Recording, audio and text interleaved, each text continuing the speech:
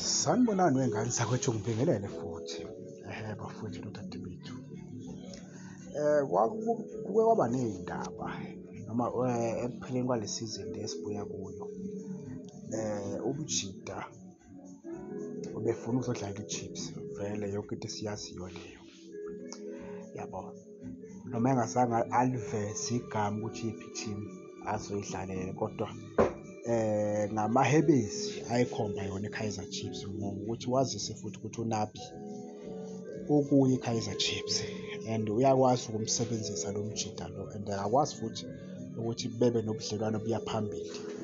Ya, uMjida engicabanga ukuthi ingakwazi ukushaya i-10 lapha kwi-Kaizer Chiefs uma ingafika i-10 ingadlala kamnandi kabi lo Mjida lona. Kodwa idili engakenzeki lena, idili elayile kuNabi ngoba le ngwenya le yathi yona ifuna ukudlala e-Afrika.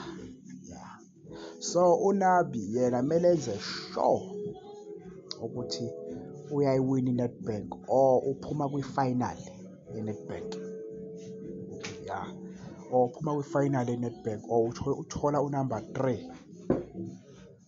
Ya, lapho-ke usengaya e-Afrika, usengamsayina lo Mjida lo Azizi, usengakhona ukusayina u-Azizi ukuthi azobhusta i-squad sakhe sa-next season ukuze akhone ukudlala e-Afrika kahle, yabo.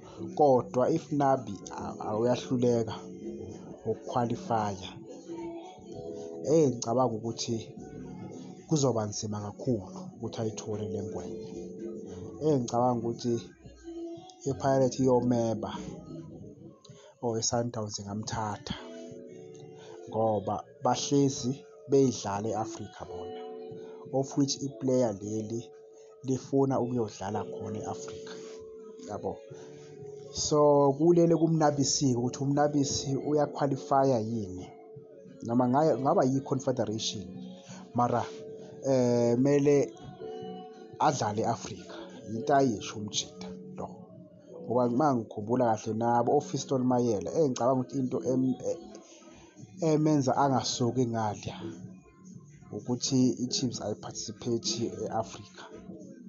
So yiyo into enzima kakhulu, kodwa enginekholelo ukuthi uMjida lo akakayisayini i-contract nale team le, akakayisayini i-contract nale team le, contract yakhe entsha.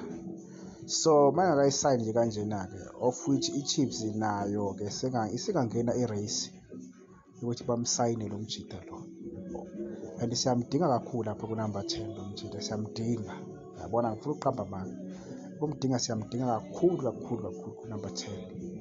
Asinayo namba 10 ongahlala njengayo lo Mjida, yabo. Ingane zakwethu, ngibonge, nibe nosuku oluhle nobusuku obuhle futhi.